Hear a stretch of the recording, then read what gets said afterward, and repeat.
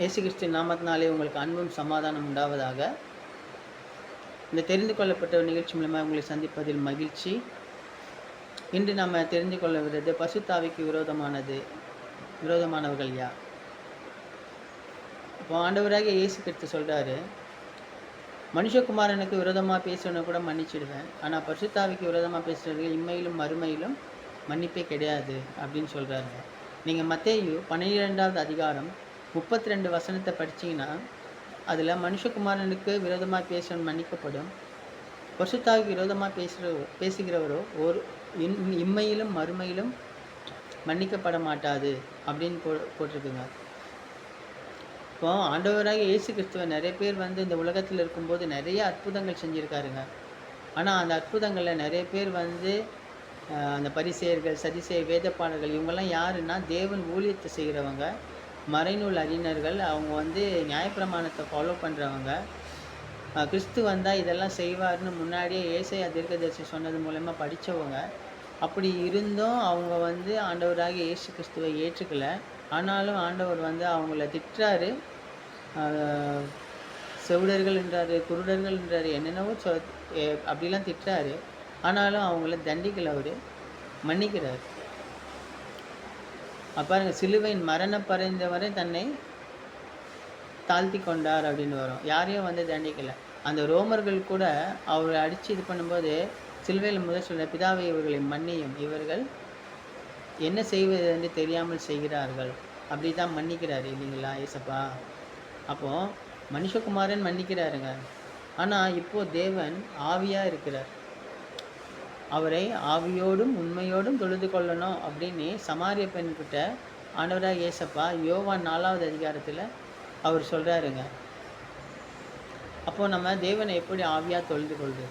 நம்ம இறை வார்த்தையை படிக்கிறோம், இறை வார்த்தையை கேட்குறோம். அப்போது படிக்கும்போதும் கேட்கும்போதும் அதை நம்ம உணரவும் செய்யணும், அதை ஏற்றுக்கொள்ளவும் வேணும் இல்லைங்களா?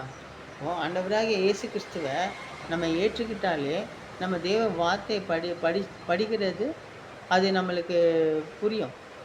ஏன்னா தேவ வார்த்தையில் தான் தேவன் எப்படி பிறந்தார், எப்படி வந்தார், வார்த்தை மனு உருவானார், அவரே நம்மளுக்காக மனித உருவெடுத்தார், நம்மளுக்காக பாவத்தை சுமந்தார், நம்மளுக்காக மரித்தார், நம்மளுக்காக உயிர்த்தார், இதோ மறுபடியும் நம்மளுக்காக வரப்போகிறார் அப்படின்றத அந்த நம்ம வேதத்தை படிக்கும்போது தான் நம்மளுக்கு அது புரியுங்க. அதை நம்ம படித்து அதை உணர்றோம்.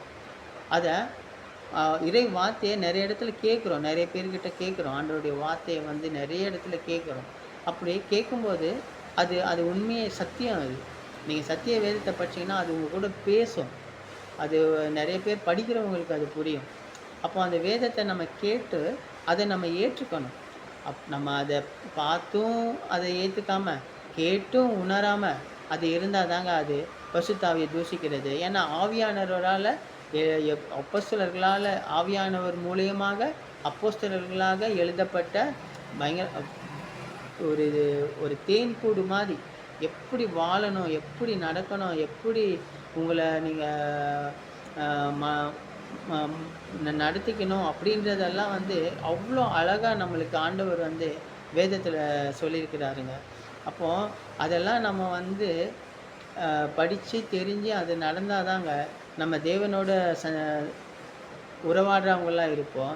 நீங்கள் அப்போஸ்தலர்கள் 7வது அதிகாரம் 51, 52 வசனம் படிச்சிங்கன்னா, அதில் ஸ்தேவானை அவரை கொல்றதுக்கு கூட்டிகிட்டு போவாங்க. அப்போ அவர் விளக்கும்போது ஆபிரகாம்லேருந்து சொல்லினே கடைசியில் அந்த 7வது அதிகாரம் 51, 52 வசனத்தில் சொல்வார், நீங்கள் உங்கள் பிதாக்களைப் போலவே அவரை கண்டும் உணராமல் அதை கேட்டும் ஏற்றுக்கொள்ளாமல் இருக்கிறீர்கள், உங்களுக்கு ஐயோ கேடுன்ற மாதிரி சொல்வாருங்க. பார்த்தீங்கன்னா பரிசுத்தாவை என்றுமே தூசிக்கிறீர்கள் அப்படின்றாரு. அப்போ பரிசுத்தாவியை தூசிக்கிறதுன்னா தேவ வார்த்தையை பார்த்து அதை ஏற்றுக்கொள்ளாமலும், அதை கண்டு அதை உணராமலும், அந்த வார்த்தையை கேட்டு அதை ஏற்றுக்கொள்ளாமலும் நம்ம வாழ்கிறது தாங்க பரிசுத்தாவிக்கு விரோதமாக தூசிக்கிறது.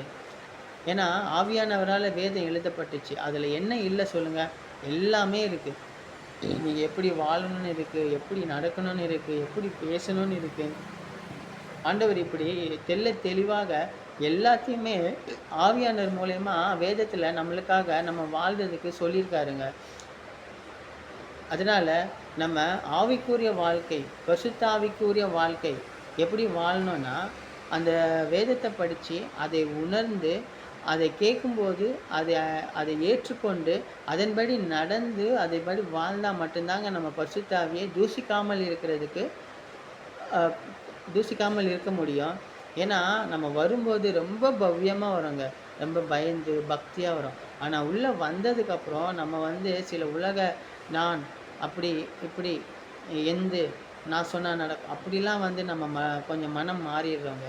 அது வேணாங்க. ஏன்னா, ஆவியானவர் அது ரொம்ப வருத்தப்படுறாரு. "நீ ஆதியில் இருந்த அன்பு உன்னிடம் இல்லையே" அப்படின்னு வெளிப்படுத்தின விசேஷத்துல கேட்கிறாரு பார்த்தீங்களா?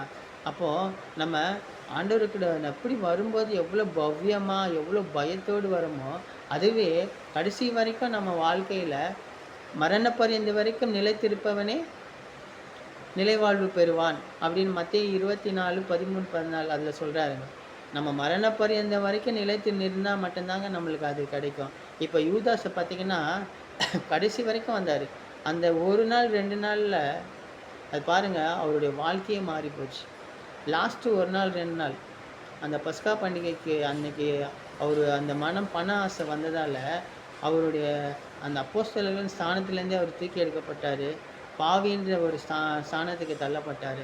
அந்த கொஞ்ச நேரத்தில அந்த கொஞ்ச நேரத்தில ஆண்டவர் கூட இருந்தாரு. அவர அவர் செஞ்ச புதுமைகள பார்த்தாரு. அந்த 12 சீடர்கள அனுப்பும்போது, இவரும் கூட போய் பிசாசானவன் மேலேருந்து கீழ விழுறதெல்லாம் நாங்க பார்த்தோம்ன்னு சொல்லிட்டு, அவ்ளோ ஒரு இதா இருந்தது. அந்த பண ஆசை வந்து பார்த்தீங்களா, அவங்கள எப்படி மாத்திருச்சு. அதனால தயவுசெய்து நீங்க ஆவியானவர் மூலியமா வேதத்த கேட்குறீங்கன்னா, அத கண்டு அத ஏற்றுக்கங்க. அத கேட்டீங்கன்னா, அத உணருங்க. அதன்படி வாழுங்க. மிக்க நன்றிங்க. மற்றும் ஒரு தெரிந்து கொள்ளப்பட்டவர்கள் நிகழ்ச்சி மூலமாக சந்திக்கும் வரை உங்களுக்கு நன்றிங்க. உங்களுக்கு அன்பும் சமாதானம் உண்டாவதாக.